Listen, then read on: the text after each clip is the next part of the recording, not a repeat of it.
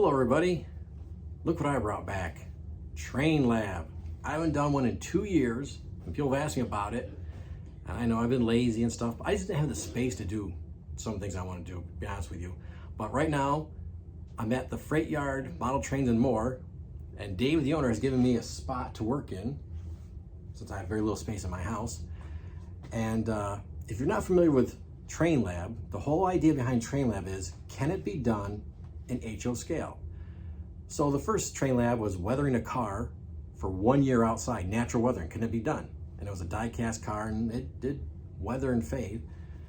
And then I did, can you build a big boy from scratch? That's kind of a joke, Train Lab, if you check that one out. And then I did, can you incorporate model trains into your Thanksgiving celebration? Yes, you can. So this is gonna be Train Lab 4. And the idea I came up with is when I was rail fanning, I thought to myself, can you incorporate real railroad equipment into your model train layout? And I thought about it and and then it hit me. I came with a great idea. It'd be really fantastic. I just can't get my hands on the piece of equipment I need, and I'd have to take it to a machine shop and they'd have to do what I want to do, and I'd have no idea what that would cost or where you want to start with that. So I kind of put that in the back shelf, but then came with plan B. And what I came up with is I found a piece of rail. You know, they cut these rails out to do welding. And you find them along the tracks every once in a while, and I collect these things. And I thought, wait a minute. I can use these to build an HO bridge. And when I was at the Syracuse Train Show about 2 years ago, I met somebody who was a subscriber named Chris, and I was telling him the idea because he liked Train Lab. And I said, but I need another piece of rail. He goes, well, hold on, I'll go home and get all the pieces I have. I go, well, no. But great guy, he ran home because he didn't live too far from the fair or the train show. And he gave me actually this piece, beautiful piece of rail. So now I have 3 pieces of rail, and I'm gonna show you, I'm gonna make a diorama of how to make a train bridge out of real railroad equipment. So let's take a closer look at what I'm gonna do. Okay, so I already glued the foam back to the base, and you can see this wood board over here. It's the same dimensions as the board. I'm gonna glue this board down onto the wood for more stability because these 3 rail pieces are heavy.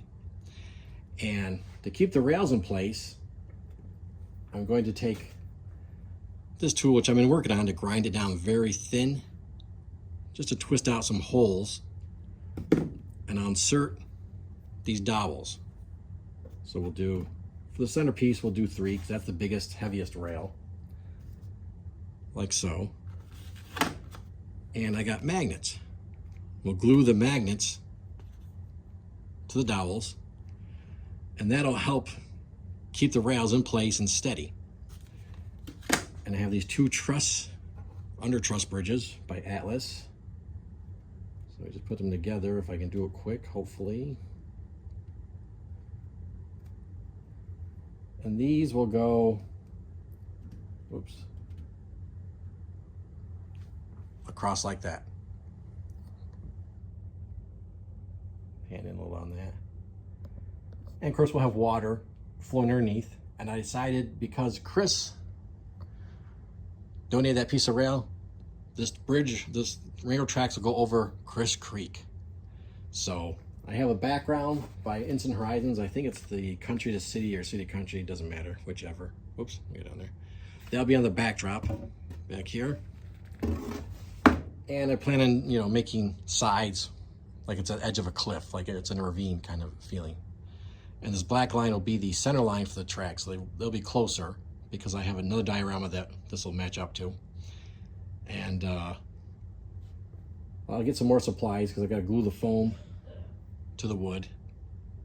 But that's what we're going to try to accomplish using real railroad equipment on your HO layout. Stay tuned for part 2.